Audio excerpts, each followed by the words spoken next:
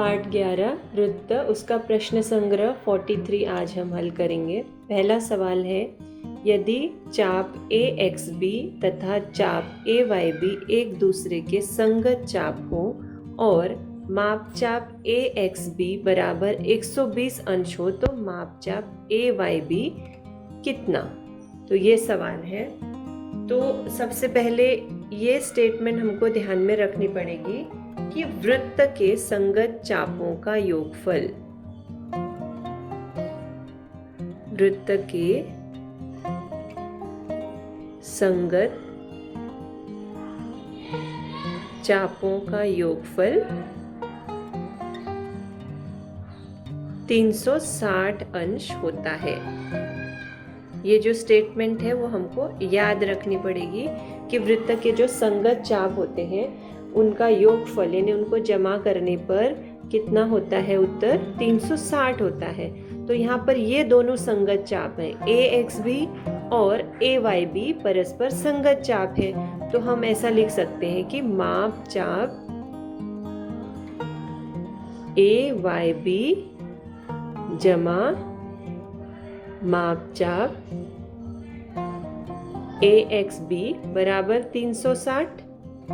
जो ये स्टेटमेंट दी गई है उसका हमने यहाँ पर लिख दिया कि वृत्त के संगत चापों का योगफल 360 होता है। ये दोनों संगत चाप है तो इनका योगफल 360 होता है। तो यहाँ पर AYB का माप हमको निकालना ही है। माप चाप AYB नहीं दिया है तो उसको इसी तरह से लिख देंगे, माप चाप AYB जमा माप चाप AXB दिया है उन्होंने। माप चाप AXB बराबर कितना? 120 अंश है। तो इसकी जगह पर हम कितना लिखेंगे? 120 अंश बराबर 360। तो ये समीकरण हमारा तैयार हो गया। अब समीकरण में हमें इसका मान निकालना है। तो माप चाप AYB बराबर, समीकरण हल करते वक्त हम क्या करते हैं, ये जो बाएं पक्ष में 120 अंश है इसको हम अगर दाहिने पक्ष में लेंगे 360 घटा, ये जमा है तो दाहिने पक्ष में जाएगा तो घटा हो जाएगा। तो 360 घटा 120, इसलिए मापचाप कितना? मापचाप AYB बराबर कितना हो जाएगा? 360 में से यदि 120 घटाएंगे तो उत्तर कितना आएगा? 0। 6 में से 2 गए तो 4, 2 में से 1 गए, 3 में से 1 गए तो 2। तो मापचाप AYB कितना हो गया? 240 अंश। यहाँ पर एक दूसरा सवाल दिया है, आकृति O केंद्र वाले किसी वृत्त के कुछ चाप दिखाए गए हैं, उनमें से लघु चाप, दीर्घ चाप तथा अर्धवृत्तीय चापों के नाम लिखो। तो लघु चाप किसे कहते हैं हम? लघु चाप यानी कि जो चाप वृत्त की परिधि से, परिधि के, ये वृत्त की पूरी परिधि है, ये पूरा वृत्त है, वृत्त की परिधि के आधे से कम होते हैं। लघु यानी होता है छोटा, यानी वृत्त की ये जो परिधि है उसके आधे से कम जो चाप होता है उसे कहा जाता है लघु चाप। और दीर्घ चाप किसे कहा जाता है? जो चाप वृत्त की परिधि के आधे से ज्यादा हो। ये पूरी वृत्त की परिधि, ये जो घेरा है उसे परिधि कहा जाता है। तो वृत्त के घेरे में जो आधे से ज्यादा भाग घेरता है उसे लघु दीर्घ चाप कहा जाता है, और जो आधे से कम भाग घेरता है उसे लघु चाप कहा जाता है। और अर्धवृत्ती यानी आधा वृत्त, जो चाप आधा वृत्त घेरता है, आधा आधा करता है, दोनों वृत्त, एक वृत्त को बराबर 2 भागों में विभाजित करता है, उसे कहा जाता है अर्धवृत्तीय चाप। तो हम यहाँ पर देखते हैं लघु चाप यानी कि वृत्त की परिधि के आधे से कम कौन से चाप है, तो उन सब के नाम लिखेंगे। अब यहाँ देखिए, यहाँ से शुरुआत करते हैं। PXQ चाप, चाप PXQ, ये देखिए इतना सा चाप है वृत्त का, ये जो इतनी बड़ी परिधि है उसमें ये आधे से कम है, तो ये PXQ ये जो है ये हो गया इसका लघु चाप। उसके बाद ये जो चाप है, यहाँ पे बढ़ते हम, ये PR जो है वो भी लघु चाप है। उसके बाद ये चाप RY, इसे भी हम लघु चाप कहेंगे। उसके बाद यहाँ पर और देखेंगे हम ये XP XQ चाप, XP चाप, XQ, और कौन सा बच गया, और चाप ये बच गया चाप QY। QY भी देखिए आधे से कम है,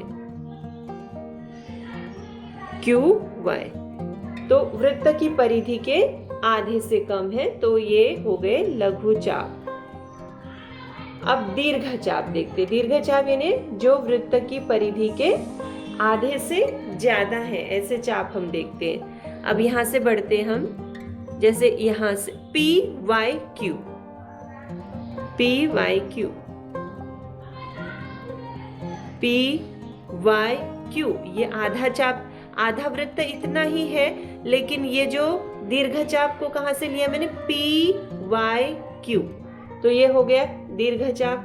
उसके बाद और देखते हैं, अब यहाँ पर PYQ लिया और PQR, PQR ये भी ले सकते हैं, चाप PQR। उसके बाद चाप PQY भी ले सकते हैं, ये भी वृत्त के आधे से ज्यादा है। ये देखिए वृत्त यहाँ से शुरू है, यहाँ से यहाँ तक घेर रहा है, यानी PQY भी हो गया चाप PQY। उसके बाद और देखते हैं चाप QYP, ये भी हो गया चाप QYP। चाप QYP भी हो गया। उसके बाद और कौन सा हो सकता है, यहां से अगर हम लेंगे तो चाप QXY, ये भी हो सकता है QXY।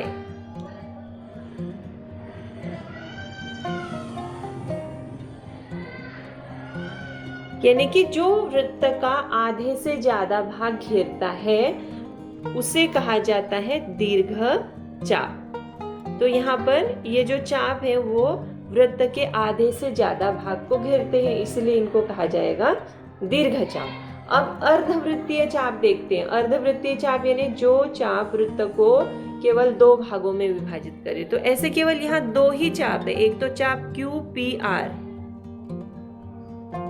चाप QPR, ये देखिए ये QPR, यहाँ तक आधा वृत्त है तो ये अर्धवृत्तीय चाप हो गया। और दूसरा चाप कौन सा हो सकता है, चाप QYR, चाप QYR।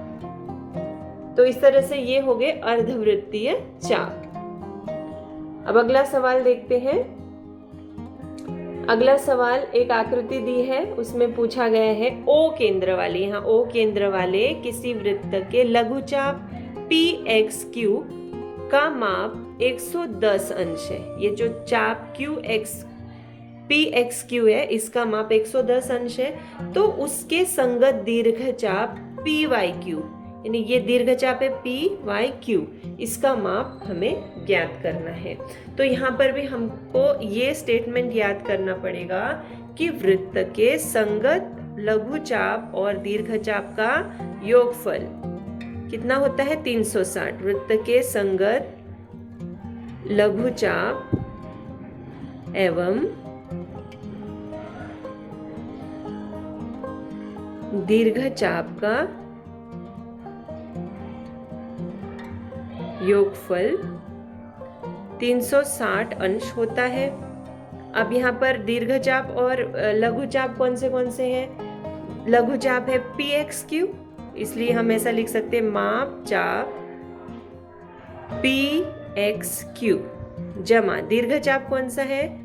दीर्घचाप है PYQ, माप चाप PYQ बराबर 360 अंश। तो लघुचाप जो है PXQ का माप दिया है कितना, 110 अंश। तो इसकी जगह पे हम कितना लिखेंगे, 110 अंश जमा मापचाप PYQ नहीं दिया है, PYQ बराबर 360 अंश। अब ये जो पी वाई क्यू है, इसका मान हमें निकालना है, तो हम क्या करेंगे, माप चाप पी वाई क्यू बराबर 110 को दाहिने पक्ष में लेके जाएंगे 110 अंश। तो 360 में से यदि 110 अंश घटाएंगे तो कितना आ जाएगा, 0 की 0, 6 में से 1 गए तो 5, 3 में से 1 गए तो 2, 250 अंश। तो पी वाई क्यू का माप कितना हो गया, माप चाप पी वाई क्यू बराबर कितना, 250 अंश।